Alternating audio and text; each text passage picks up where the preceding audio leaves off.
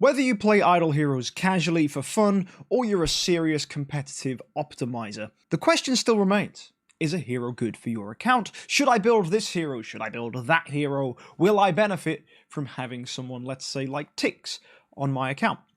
These kind of questions I get all the time. Loads of people in the comment sections on YouTube videos, direct messages through Twitter, Instagram, Facebook, or even over Discord are messaging me always asking, should I build this hero to E5 on my account? It's one of the most frequently asked questions during account reviews, and it really has pushed me to go ahead and make a video that I think has been a long time coming.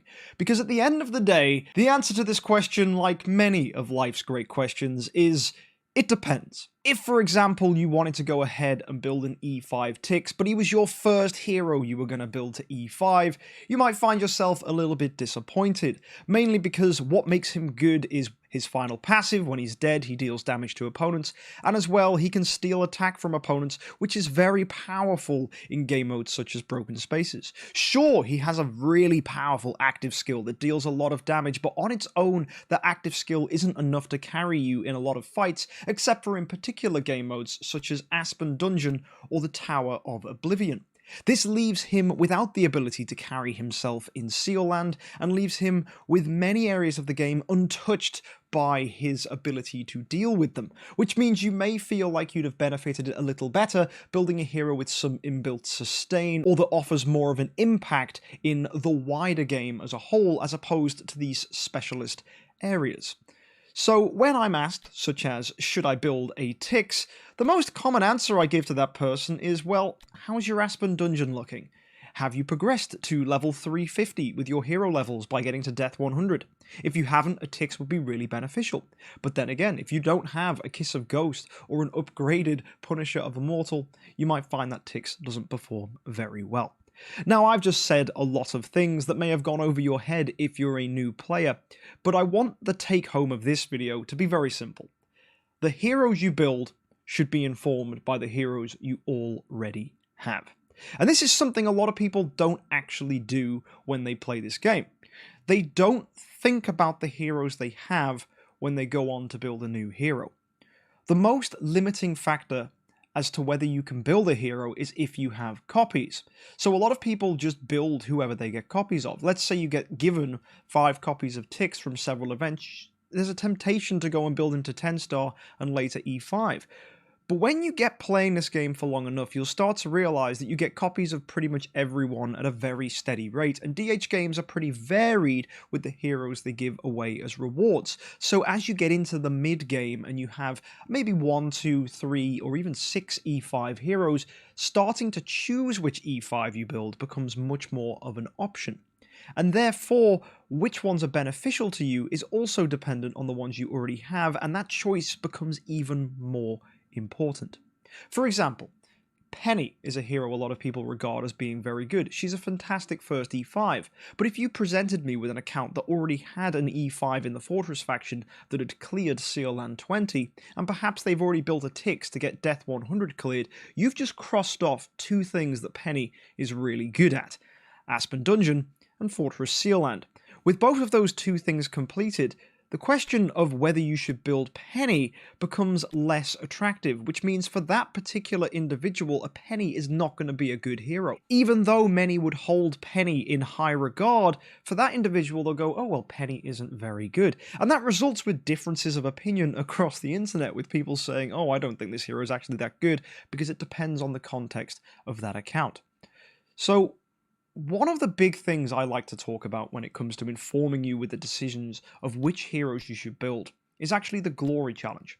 If you've been keeping up with the VIP series, you'll know that it was my goal to go ahead and build 1 hero in each of the factions to E5 before even daring to build a second in a faction where I already had an E5. We started with a Drake, which got me a 9-star puppet here for the Dark faction. We then moved and went ahead and built Waldeck. We had a Nosuke. We even went and built ourselves a shadow hero, which was Eloise.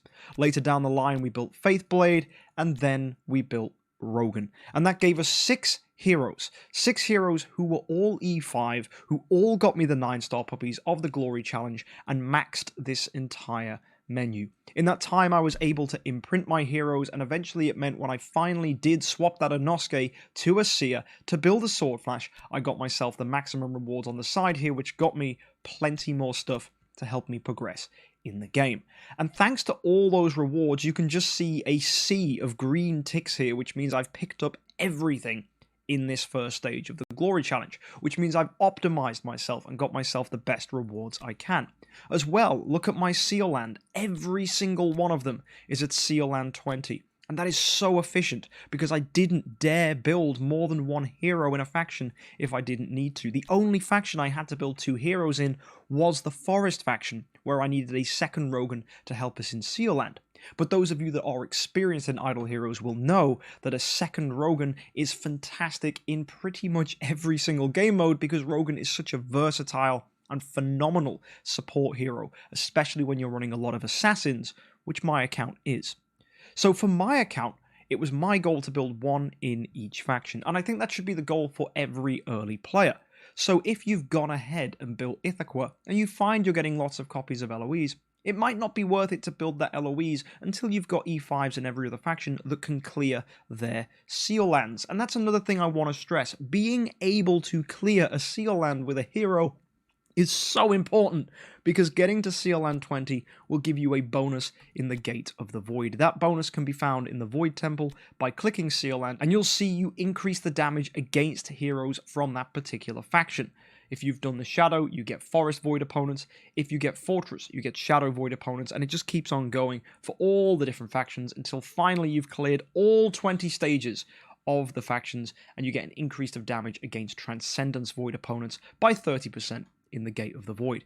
That increased damage is really helpful in many of the Void game modes, and that is really pretty much a fundamental part of the game. A lot of you might not understand why the Void is so good, but really it all comes down to Crystals of Transcendence, which get you Transcendence heroes, Void Nars, which upgrade the Galactic Tree, and at the end of the day, Stellar Shards. And if you don't know what Stellar Shards are used for, they're used for one of the most important things in the game, which is imprinting heroes using this menu here. And imprints enhance your abilities to the next level up, which makes them even stronger and offers them bonuses to their attack, HP, and potentially even speed, which is very attractive for those of you wanting to get the most out of your heroes. So when you're presented with the question, is this hero good? The answer is always, it depends on the ones you already have. Blindly building a Penny just because you heard they were good, or a Tix because it's okay, is not an optimal strategy. But I see people do it all the time. They just build a hero because they heard that hero was good. They don't think about the value that that hero offers for their account. Now, I do realize that this is a very advanced way to play the game. For you to know if a hero is valuable for your account, you need to know what that hero is good at. And how could you possibly know what a hero is good at if you haven't built them? Well, hopefully here within the community and through my resources, Barry's resources, and all the other content creators out there as well, you can learn what heroes are good at by asking questions, watching videos, and getting involved in discussions through Reddit, through Facebook, through Twitter, and through Discord. Using the social media outlets available to you to go ahead and learn about this game is a crucial thing a lot of people don't actually do enough when they're trying to get the most out of their heroes. People will just hear that Tix is really good and then go, oh, well, this Tix actually didn't offer much value. Or they'll hear that Penny is really strong and then figure out they've already got a Sherlock and an Inosuke, and maybe it wasn't worth them going for another Fortress hero because they're missing out on really nice glory rewards that can give them 9-star puppets, which will help them progress further in the future. I think it's really important that people try to build a variety of heroes from a variety of factions that offer something for your account. And actually, this is another deeper thing I wanted to talk about when you get to a point where you've already completed the Glory Challenge. So let me now share with you my thoughts for how I'm going to move forwards with the VIP series to hopefully inform you with where people that have already got quite a few E5s but don't know where to go now should start thinking. If you take a look at my account, I have focused very heavily on an assassin team. Rogans, Drake, Swordflash, Faithblade. This is a core of heroes that perform the majority of what my account needs it to do. They deal a lot of damage, they can handle most game modes well, they work well in PvP together, and it results in a team that is a good, strong unit. Now, people, when you have managed to construct a core of heroes that performs well, you probably want to start thinking about ways to enhance this team rather than deviate from it. Think of this as maybe a collecting card game or a team building exercise. You can have two completely separate teams, but that's not very optimal. I would rather always build heroes that enhance what I already have, rather than try to build something new from scratch. I could go ahead and build Ada and Drea and try and get myself a sustain team using additional Transcendence heroes, but I don't have that stuff available to me right now. I want to build heroes that increase what I'm already good at and allow me to do things that I cannot already do. Now, if you're familiar with the Void Arc, you'll know there are bosses you can go ahead and fight in here.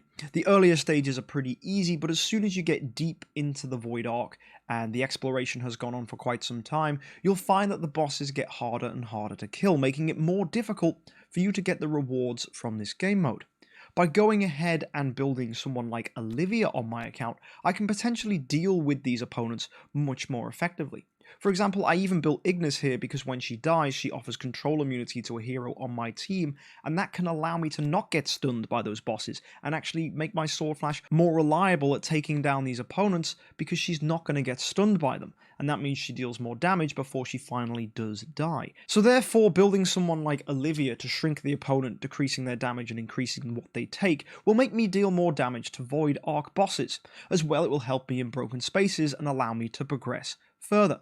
But Olivia, that's all she really offers for the account, so maybe I don't need to build her straight away. You could argue a hero like Annabelle is going to help me a lot in the Void Vortex. The same goes for Carrie or getting my Amun-Ra up to E5. These are fantastic heroes that can help you in the Void Vortex. And if you've been keeping up with the VIP series, you'll know I'm struggling to push through to Fire. So a hero that can help me in that game mode would also be super beneficial and be good for the account. If instead I just said, oh, look at that, I have quite a number of copies of Asmodel here. I should go ahead and build Asmodel. He seems really cool. At that point, I haven't asked if Asmodel's going to help my team, and I'll be blunt with you, he won't. There is no reason for me to slot a normal light hero like Asmodel into my lineup given the E5s I already have. So all the investment, all the resources, all the money that would go into building that Asmodel is completely wasted. Why would I do that? It's so silly. But I see people do it all the time. They just go, oh, I've got to go ahead and build this hero. And then they look at their team of 6 E5s and go, actually, there's no game mode where I would ever put this hero on my team. The Tower of Dreams doesn't come up. The Seal Lands, maybe it'll come up if it's a main carry hero, but then it's good that you built them. But generally, no, it wouldn't come up. In Void Vortex, you have very strict teams, and if you aren't building heroes that help that, it kind of sucks. The only game mode that really warrants you to go ahead and build heroes that you're probably not going to use is the Cloud Island. If you haven't seen this, this is a place where you can get a hero once they're Void imprinted up to stage 4, they're allowed to own a house. And in that house, they can allow people to live there with them, and that will give them bonuses. So if we go ahead and look at Sword Flash here, in the Tenants spot 1, I can either use a Seer or a Fiona. In Tenant spot 2, I can use Halora or Sherlock. In spot 3, Onkiramaru or Inosuke, and spot 4, Asmodel the Dauntless or Gloria. And therefore, building these heroes to enhance my stats and improve my Sword Flash is a great thing to do because Sword Flash is the most powerful hero on my account. So building a Fiona would be really cool because she'll benefit my Sword Flash by being a Tenant in Tenant spot 1, but then also Fiona's abilities to offer shields could come up in some nice game modes. As well, Fiona is a Fortress hero, so can help my Sword Flash in Fortress Sealand, and you can start to see how actually Fiona is a very beneficial hero for my account. The same goes for Sherlock. I'm not going to build a Halora anytime soon. I need 5 million Crystals of Transcendence, so building a Sherlock here, putting him in Tenant spot 2, that's going to help my Sword Flash. As well, he's a Fortress hero, so he can help me in the Sealand. Thinking like this when it comes to your heroes is really helpful because it means the E5s you're building, the heroes you're advancing, are ones that are benefiting your account and the team you already have. So tenants are something really important to focus on. It can even justify you building an Inosuke later in the game, or Onkiramaru. It can even justify the building of a Gloria, a hero most people traditionally think is not that great except for on very, very niche sustain lineups that don't have many Transcendence heroes. So for this account, building heroes like that are going to be very beneficial. Tenants are really good. People that can help me in game modes I can't complete are really strong. And you'll notice the heroes I've mentioned, Fiona, Olivia, Sherlock, these are heroes that don't normally stand out as heralded, amazing, carrying heroes that can push you in the early game. That's because they're not. They're heroes that enhance your team later on when you're looking for E5s to build in the future.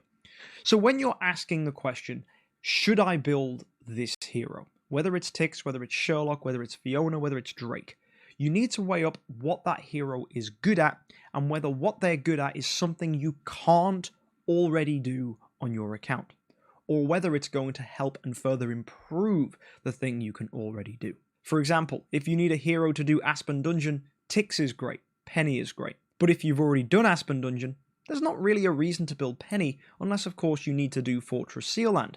But if Fortress Sealand is done and Aspen Dungeon is done, the strengths and advantages to building a Penny no longer exist. The same goes for someone like Tix. If you don't need the attack steal he has in deeper game modes such as Broken Spaces, then Tix does feel a little redundant. Sure, he can burst quite nicely on PvP, but that quickly drops off once you start adding Transcendence heroes into the mix. So again, you might find that a Tix isn't as beneficial as you've been hearing. Finally, another big one that comes to mind is Ithaca. Ithaca is a phenomenal damage dealer, but if you've got Halora and Swordflash and some really big damage dealing heroes and a team that's still kind of centered around PvE if built properly, you might find there's no reason then to build an Ithaca unless you really want to go ahead and do some overkill massive damage in these game modes. But there's another point. If you can already complete a game mode, why do you need to complete it better? If you can do Broken Spaces in the tickets you are given every month, why on earth do you need to do it in less tickets? Because then you'll just be left with spare ones that aren't useful at all. You can't sell them, they're not a currency, they're not very useful. It's not helpful. So do think about the heroes you have and ask yourself what your weaknesses are. And when you're asking, should I build this hero? You should probably think, what can they offer my account that I don't already have? And it may change your mind about some heroes. Even if you've heard a hero is good, what they're good at might be something you're already good at. So you won't need them on your team, despite their good reputation. It doesn't mean that hero's bad, it just means they're not right for you. Why buy a load of black suits when you can have a black suit, a navy suit, a tweed suit? Why buy lots of the same pair of shoes? It's the same principle, guys. It's good to have variety, not more of the same. If you found this video useful, let me know in the comments section and let me know your thoughts about the heroes that you like to build and heroes that you think can be really beneficial for pushing your team forwards once you've already established your strategy. Which heroes were you unsure about? Which heroes do you regret building? Let me know as well in the comments section. And if you want to keep up to date with my content, be sure to subscribe and I'll see you in the next one. Catching my content live is also an option. You can find me at twitch.tv/MKxJUMP and I hope you guys have a great week. Until my next video, guys, have a good one and happy idling.